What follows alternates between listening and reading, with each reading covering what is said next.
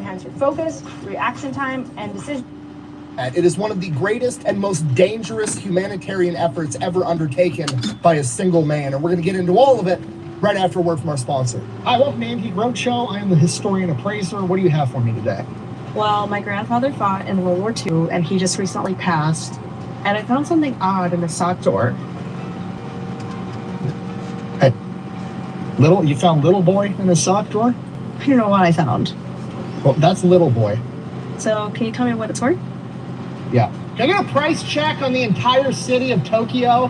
All right, here's the deal. Super simple, straightforward business model. You give them money, they turn around and make sure the data brokers on the internet aren't selling personal information. What does that even mean? Okay, here's the entire internet and every free service on the planet inside of a nutshell, okay? There's the saying, if you're not paying for the product, you are the product. What that means is pretty much anything on the internet that you use, that's a service, whether that be Google, Facebook, Instagram, Snapchat, all of it, okay? It's all an app, so one of two things is happening. They're either gonna feed you ads, and that's how that company makes money since their service is free, or they're going to collect your personal information, then turn around and sell it to data brokers on the internet, and then they're going to turn around and sell it to whoever buys it, and next thing you know, you're getting 17,000 robocalls every single day. And that's where Delete Me comes in. They will look through all the major data brokers and find the ones that are selling your personal information and submit opt-out requests on your behalf, and then they are legally obligated to comply. And then they'll continue to monitor these data brokers, and if they get your information again, Delete Me will submit an opt-out request again. Basically, you're paying Delete Me to get rid of all the downsides of all of the free stuff on the internet, which I think is absolutely worth it. If you want to check it out, I'll have a link and a discount code down below. Let's get back to the video.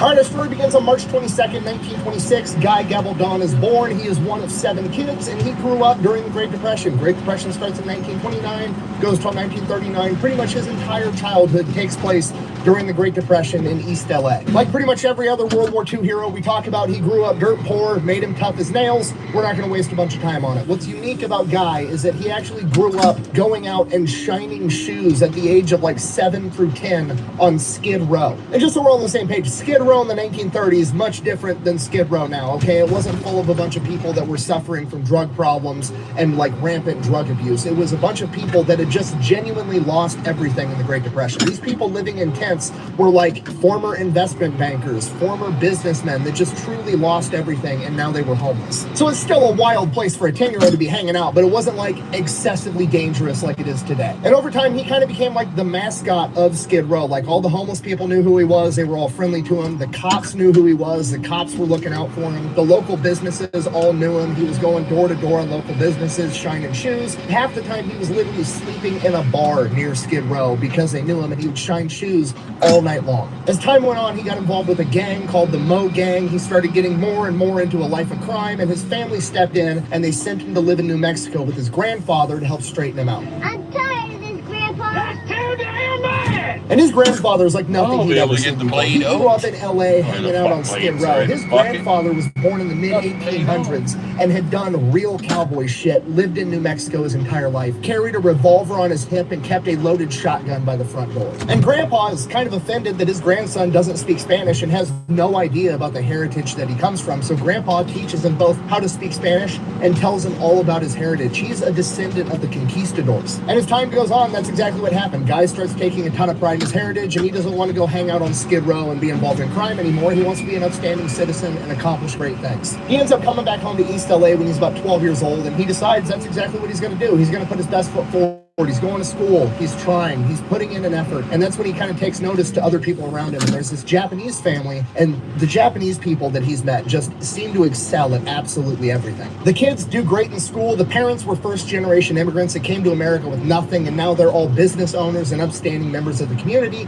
and Guy decides that that's who he's going to start associating with more. He ends up becoming really close friends with the Nakano family and ultimately ends up moving in with them for a number of years, not because he has like issues with his mother and his siblings, but it's the Great Depression. They've got 7 kids. It's a lot of mouths to feed. There's not a lot of money going around. And this wealthy Japanese family was willing to take him in, feed him, him, give him everything he needed to succeed and excel at school, and that's just what ended up happening. During his time with the Nakano family, Guy wanted to know absolutely everything about the Japanese culture. He was obsessed with samurai and the Bushido code of honor. He learned about Japanese history. He ended up learning how to speak Japanese, not in the formal, I'm going to sit down in a classroom setting, this word means that word, and that word means this word. No, he was just immersed in Japanese speaking, so he could speak it fluently like a normal Japanese person. And this goes on for years. It's great. It's the time of Guy's life. And then when he's 15 years old, Pearl Harbor happens. Shortly after that, FDR issues Executive Order 9066, essentially stripping all Japanese Americans of all of their rights. And then his family, the Nakano family, is forced to leave behind their businesses, their homes, everything they have, and go into a concentration camp.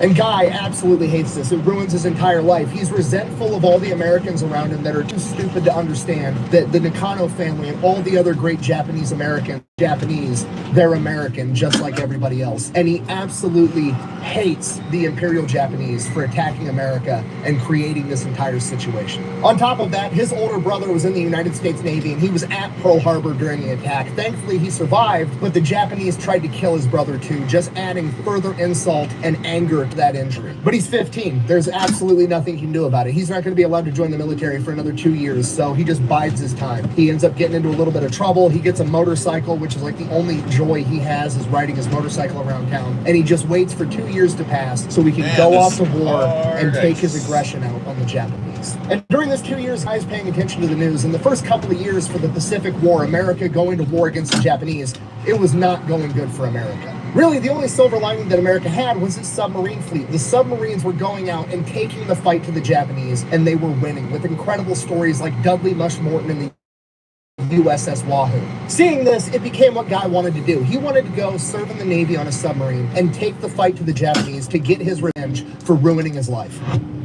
Watch closely. Popular iGaming platform is waiting. Enjoy generous welcome package. Remember the logo.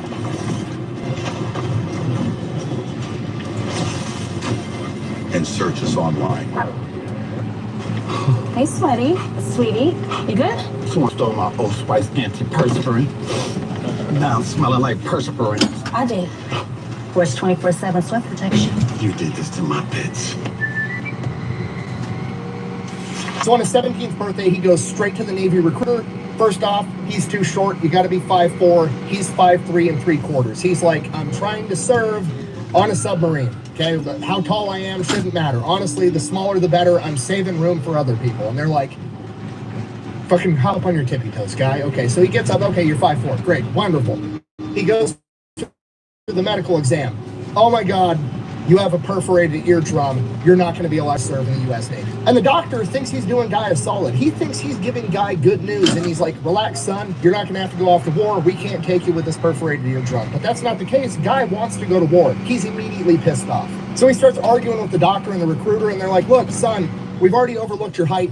We can't overlook this perforated eardrum because when the guns go off, it could be a big problem. And he's like, I'm trying to serve on a submarine. What guns are going off inside of a submarine? Okay, if I hear a loud noise, I'm probably seconds away from dying anyways, and it's not gonna matter. Just let me go be on the sub so I can fight the Japanese. And they're like, sorry, can't do it.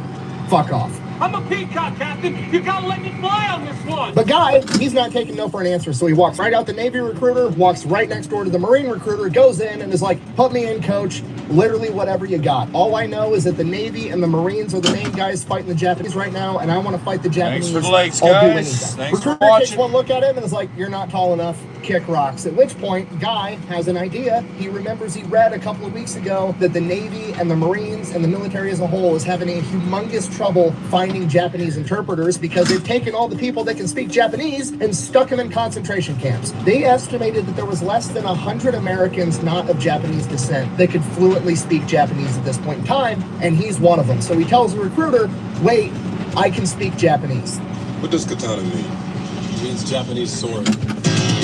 At this point, the recruiter's ears kind of perk up like, yep, okay, not many people know how to speak Japanese. If I can recruit this kid and get him into linguist school to be an interpreter, it'd make me look real good. I can fudge that paperwork. So he's like, okay, here's the deal. I'm willing to fudge this paperwork, say you're a $1/4 taller so you can become a Marine, but I'm going to send you over to this building where there's a Marine linguist. You got to prove to him that you can actually speak Japanese. And if he says you can, I'll get you in. At this point, guy's like, sweet, no problem. Goes over to the Marine linguist. Marine linguist is like, yep, dude speaks Japanese. Go back to the recruiter, gets the paperwork signed. He's getting shipped off to basic. Then he's going to linguist school, and he's going to be an interpreter. Sure, that sounds fun. So, guy ships off to basic at 5'3", 126 pounds, and he's Hispanic. And at this point in time, the United States Marine Corps was 100% white by regulation and policy until 1941. So he's literally one of the first not white Marines ever, and he's a really small guy. So he gets made fun of, and he gets a lot of shit. Some of it's for his size, a lot of it's for his race. It's really not that great of a time. He barely makes it through basic training, but he does. He graduates. He officially becomes a United States Marine. After graduating boot camp, he is given 30 days of leave before he has to report to linguist school. So he goes back home in his fancy new Marine dress uniform, and boy, oh boy, is he a celebrity amongst the ladies. In his own words, and I quote, "The gals were very patriotic and were willing to show their love of their country by giving all for their servicemen. And I believed it was my solemn duty to help these girls show their patriotism." Well, homie's definitely a Marine.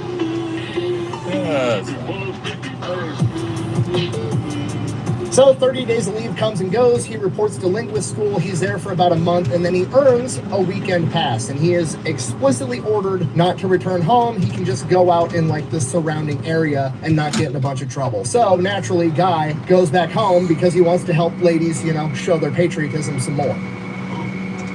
And that's it. While back home in East LA, he's hanging out with a bunch of hot Russian chicks. They're slamming vodka. He ends up getting into an altercation with a large Russian man who punches him and ends up breaking his jaw in 2 places. Ends up getting his jaw wired shut like he's 50 Cent. Shows back up to linguist school with his jaw wired shut. And as I'm sure you can imagine, in linguist school, having your jaw wired shut is kind of a big deal, and he violated orders. So he gets kicked out of linguist school, sent back home until he's fully recovered, and then he's supposed to report back, and the Marine Corps is going to give him a new MOS. Doctor says it's going to take about 2 months to recover from this broken jaw, and the Marine doctor then looks him dead in the eyes and is like, Marine, do not go home and get drunk. Do not drink a bunch of alcohol. If you puke with your jaw wired shut, you will drown on your own puke. Do not drink alcohol. So he goes, spends the next 2 months having fun, drinking booze when he's not supposed to, reports back for duty. He's now at the whim of the United States Marine Corps. Just whatever they need, that's what they're going to assign him. It's World War II. He obviously gets stationed as infantry. So he goes off to infantry school. You learn the basics, and then after you've learned the basics, you get assigned to like a special type of weapon. You could be a rifleman. You could be a machine gunner. You could be a mortarman.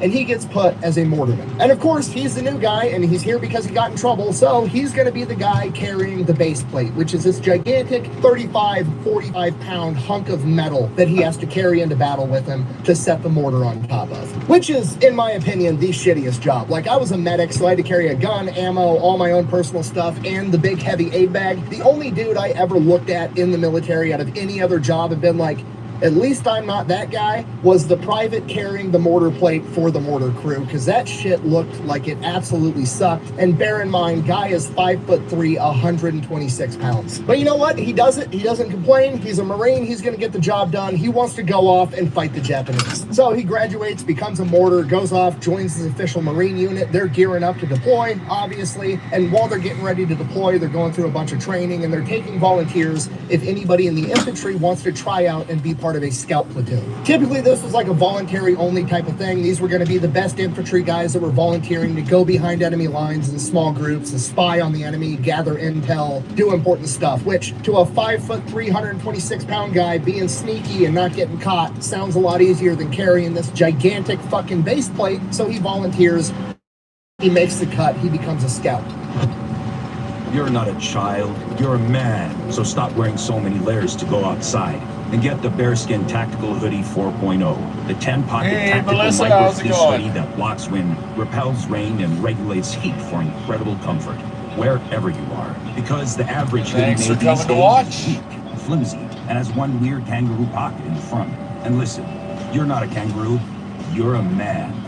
Thousands of men around the world already Appreciate love the wearing support. the bearskin hoodie instead of From here, they ship off into the Pacific. No idea where they're going. Just straight up, get your ass on the boat. We'll tell you what you need to know when you need to know it. They wind up making a stop in Hawaii for a little bit, and then they ship off again. No idea where they're going. After like a month on this ship, they come over the radio and tell them they're going to be participating in the amphibious landing of Saipan. They're then briefed on the entire situation regarding Saipan. It is mid-1944. The war in the Pacific has switched. The Americans are now winning and beating back the Japanese, and the Japanese have adopted a strategy that they're going to defend Japan itself and a ring of islands around Japan that give Japan enough space so that America won't be able to launch bombing raids on the main island. Ideally, if they can hold these islands and prevent America from launching major bombing raids on mainland Japan, they're going to be able to rebuild their military, rebuild their navy, and get back into the fight and turn the tide in their favor. And for this Japanese defensive plan to work, they absolutely have to hold Saipan because it is one of the only islands big enough for America to land their super fortress, the B-29 bomber, on top of. If America manages to take Saipan, they're going to be able to use it to launch large-scale bombing raids on mainland Japan. This is going to demoralize the Japanese people, as well as allow America to cripple their industrial capability, making it so they can't rebuild their military force. If you're not picking up what I'm putting down, I'm trying to tell you that the taking of Saipan would be the beginning of the end for the Japanese Empire. They know that. America knows that. America's got to have it. Japan can't afford to lose it. This is all-out total war at this point. To make things worse and even more horrific, Japanese propaganda has persuaded the vast majority of Japanese civilians that America is the aggressor in this war. They believe that America started this war for no reason and that they are quite literally cannibalistic barbarians that are coming to eat them, and it would be better to die fighting them than to surrender to them. Hey, you! Wait a second. Look, I'm not gonna eat you. I just... America's attack on Saipan begins on June 11th, 1944, when they open up with a massive naval bombardment that goes all day and all night for 3 days straight. June 14th, the Marine Corps hits the beach, landing 8,000 men in under 20 minutes, and they are in an intense firefight trying to establish a beachhead for hours. And Guy is one of these 8,000 Marines. As he advances up the beach, he starts to see the dead bodies of Imperial Japanese soldiers, and it almost stops him in his tracks. It starts to mess with him. They look just like the Nisei. They look like his friends back home. And in that moment, he realizes he shouldn't be here. He should be back home drinking with those Russian chicks. He's got himself way in over his head. He doesn't know if he can kill people that look just like his friends. And he starts to ask himself why. Why are they still fighting? They're losing. They have to know they're losing this war, and they're going to continue to lose until it's over. All of this death is completely unnecessary. Why won't they just quit? And then, as Guy's having this existential crisis and panic attack advancing up the beach, he sees his first dead Marine. And this stops him in his tracks, quite literally standing straight up on the beach with machine gun fire flying in both directions, and he's just standing there locked in, staring at this Marine's corpse. His buddy Hurley's in a foxhole nearby, yelling at Guy, "What are you doing? Get down!" But it's all just background noise as he's locked in on this Marine's corpse, and he realizes that as much as he wants to save everybody, not everybody's going to let themselves be saved, and he has to make a decision. If the Japanese aren't going to quit, he needs to kill them first before they kill him or his other Marines. And with that, Hurley gets out of his foxhole and drags Guy into the foxhole with and tells him to get his fucking head in the game. From here, Guy, Hurley, and the rest of the Marines fight for 8 hours straight to establish a 1-mile beachhead before the sun sets. By the next morning, any reservations Guy had about killing people that look like his friends are completely gone. He still wants to afford the enemy the opportunity to surrender, but if they don't take it, whatever happens next isn't his fault, it's on them. At this point, the fighting has died down completely, and Guy's commanding officer, Captain Schwab, says, just keep manning the foxholes, keep looking that direction. We're going to be setting up observation posts. We're going to be sending out scouts to try to gather intel so we can start invading further into this island. So Guy kind of sits there for a little bit, and after a while he starts to get bored, and he starts thinking to himself like, hey, I mean, I'm just one Marine. If I slipped away for a little bit, nobody would miss me. And for whatever reason, he decides he's going to slip out of the front line and into no man's land and into enemy territory. And with that, Guy is now advancing into enemy territory by himself, and nobody knows that he's gone, which is an incredibly stupid decision, but he's an 18-year-old kid, and that's what 18-year-old kids do. As he's making his way into the jungle, he comes across the Japanese trench. Inside of it is what appears to be 3 dead Japanese soldiers that have been hit by some kind of indirect fire. So he slips past that trench and he figures, okay, there's obviously going to be more trenches along the same line of area. Like, this is a defensive line. So he advances a little bit further and then loops back around and heads back towards the Marine line. Sure enough, he comes up behind a Japanese trench with 3 very alive Japanese soldiers manning the trench, pointing towards the Marine line, not expecting anybody to come up from behind them. Guy doing exactly what he told himself he was going to do, affording the enemy the chance to surrender. He sneaks right up to their trench before yelling in Japanese, "Turn around with your hands up." And sure enough, one of the Japanese soldiers wings around with his gun leveled at him, and Guy drops him immediately. The other two immediately drop their weapons and raise their hands. Guy then communicates to him in Japanese, "I'm not going to hurt you. If you surrender, let me walk you back to our line. I'm not going to have to kill you." And they agree, and that's exactly what Guy does. As he's walking back with the Japanese soldiers in front of him, he has them take their white undershirts off and wave them over their head as this flag of surrender as he's walking behind them with his gun leveled at him. As he's walking, he realizes he just killed a guy. He didn't feel anything. He didn't feel pride in killing the enemy. He didn't feel remorse. He didn't feel bad.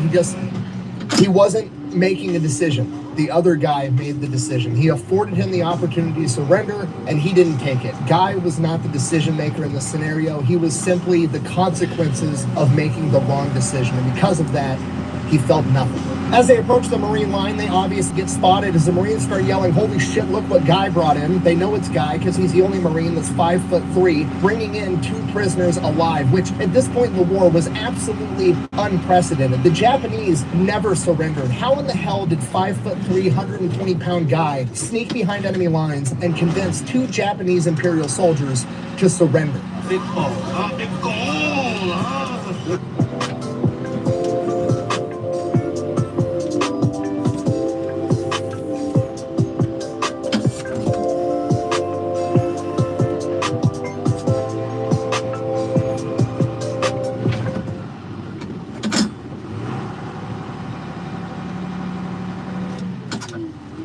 Leading gums, try Crest Gum Toothpaste. Canada's #1 gum toothpaste. Crest. Guy brings the prisoners in, hands them off to the chain of command. He's on cloud 9. He thinks he's the shit. He just did something awesome that almost nobody else had ever done. And then Captain Schwab comes up and starts chewing his fucking ass. Essentially saying, "Yeah, I'm glad it worked out. Also, that was stupid as fuck. Don't ever do that again. And if you do, I'm gonna have you court-martialed and send your ass to prison. Do not do that." Guy's kind of all in his feels about it. He still feels like he did something incredible. He should be getting rewarded, and instead he's getting his ass chewed. But again, this is how an 18-year-old kid thinks. So he's just kind of like, whatever, fine, I'll stay put like you told me to. So for the next 2 days, Guy stays put. Both nights, the Japanese launch massive bonsai charges towards the Marine line, ultimately failing each time, resulting in hundreds, if not thousands, of dead Japanese soldiers. And the entire thing just drives Guy absolutely nuts. Why? Why are you just running straight into our machine gun fire, desperately trying to take one of us with you? It's so much unnecessary death. He just wants him to give up. So Guy decides, fuck it, I'm gonna go out on my own again. He waits till dark, and then he sneaks off, and he's crawling through enemy territory, and he comes across a dead Marine. And this Marine had the M1 carbine. Guy has been carrying the M1 Grand, big, huge, heavy rifle. It's like 10 pounds. He wants this lighter, smaller carbine. He's a small guy, so he decides to swap it out. Now he's got an M1 carbine with a bunch of magazines in his pockets. From here, he keeps crawling through enemy territory. It's dark, he can't really see shit, and then he smells Japanese food. So he follows the smell of the Japanese food, and he follows it, and he follows it, and then he starts to hear muffled Japanese voices, and he follows those, and he follows those until he comes to the mouth of this big military dugout. At this point, it's still dark. He realizes he can't engage right now. If he does manage to take some prisoners, he's not going to be able to keep track of them in the dark, so he decides he's going to sit there, posted up, and wait until the sun comes up. From here, he finds a good hiding spot near the dugout hole where he can still listen and hear what they're talking about, and as he's listening to them that night, he hears them talking about how these stupid American devils don't understand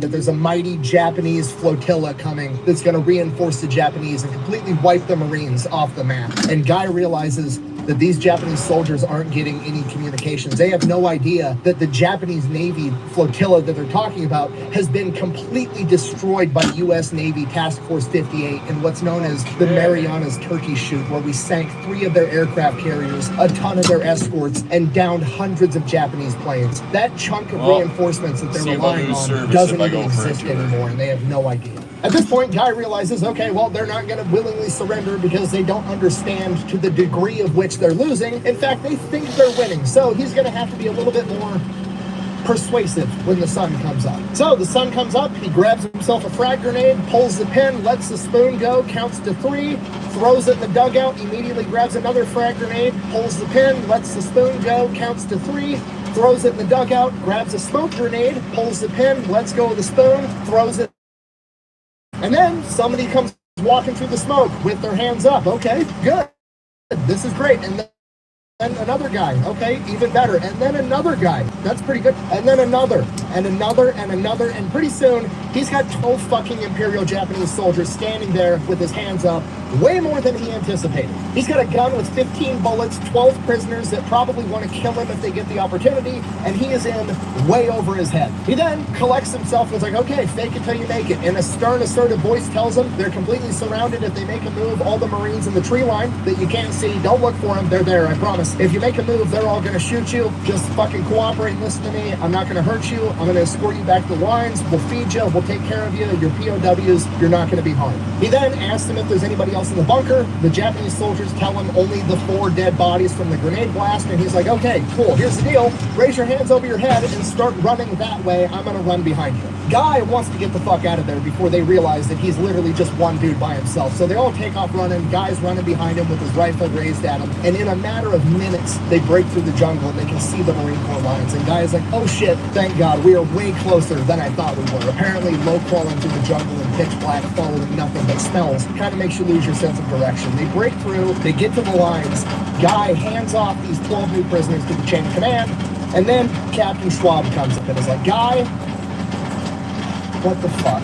He's like, what did I tell you? I told you if you did that again, I was going to court-martial you. But here's the deal. The other 2 prisoners have been interrogated, and they gave us a bunch of valuable intel that's going to save a bunch of Marine lives, and these 12 are going to provide even more valuable intel, so I don't know what the fuck to do with you. And the entire thing just kind of turns into like, I'm not going to tell you you can do this, but also, if you do it, and you're successful, you're probably not going to get in trouble. It's kind of the whole, I'm just going to look the other way thing. So now that he's kind of got the green light, he goes out the next night. And now it's a whole...